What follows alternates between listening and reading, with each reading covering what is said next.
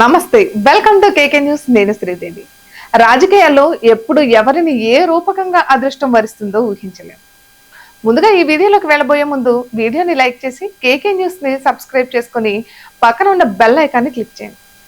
మరి మ్యాటర్లోకి వెళ్ళిపోతే 10 ఏళ్ల పాటు చతికిలు పడిపోయిన కాంగ్రెస్ అధికారంలోకి వస్తుందని ఎవరైనా ఊహించారా?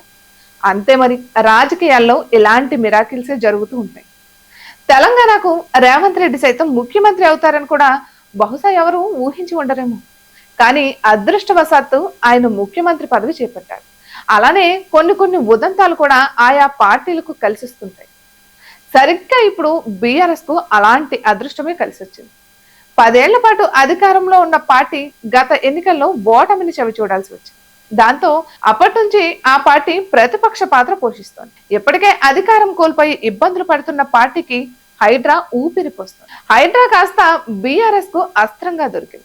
జీవితకాలం కష్టపడి సంపాదించుకున్న ఇల్లు కళ్ల ముందే నేలమట్టం అవుతుండటంతో బాధితులు రేవంత్ సర్కార్ పై దుమ్మెత్తిపోస్తుంది. కూల్చివేతలు ఆపాలని, కూల్చివేతలు వద్దని వేడుకుంటుంది. ఇక అదే సమయంలో బాధితులంతా కలిసి బీఆర్ఎస్ తలుపు తట్టడం ఆ పార్టీకి మరింత కలిసి వచ్చింది. దాంతో అందివచ్చిన అవకాశాన్ని అవసరం మేరకు వాడుకోవాలని బీఆర్ఎస్ పార్టీ చూస్తుంది.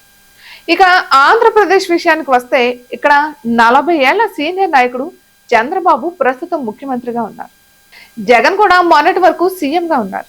ఇప్పుడు అధికారం కోల్పోయి ప్రతిపక్షంలో ఉన్నారు. అయితే దశాబ్దాల రాజకీయ అనుభవం ఉన్న చంద్రబాబు తన పాలనలో ఎక్కడా కూడా వైసీపీకి ఛాన్స్ ఇవ్వడం లేదు. ఎక్కడ ఎలాంటి లోటుపాట్లు లేకుండా పాలనను నడిపిస్తున్నారు. జగన్ హయాంలో అనాలోచిత నిర్ణయాలతో పాలన గాడి తప్పిందని భావించిన చంద్రబాబు ఇప్పుడు వాటిని సరిదిద్దే పనిలో పడ్డారు.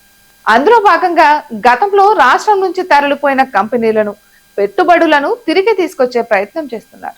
మొత్తానికి రాష్ట్రానికి ఎప్పటికైనా రాజధానిని నిర్మించి చూపించాలనే కసితో ఉన్నారు. ఇక 5 ఏళ్లుగా నిద్రావస్థలో ఉండిపోయిన వ్యవస్థలన్నింటినీ ఇప్పుడు నిద్రలేపుతున్నారు. అవకాశం దొరికినప్పుడల్లా వారికి స్ట్రాంగ్ వార్నింగ్లు ఇస్తూ వస్తున్నారు. అలానే అమరావతిని చీకట్లోకి నెట్టి 3 రాజధానుల అంశాన్ని జగన్ తీసుకొచ్చారు. దాంతో ఇప్పుడు 3 రాజధానుల ప్రస్తావనే తీసుకురాకుండా అమరావతినే రాజధాని అని అమరావతికి మరోసారి జీవం పోసే విధంగా చూస్తున్నారు.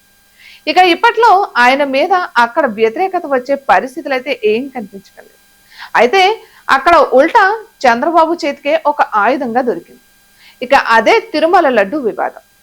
ఈ వివాదంలో ఇప్పటికే వైసీపీని ఏ స్థాయిలో దిగదార్చాలో ఆ స్థాయికి చేర్చారు.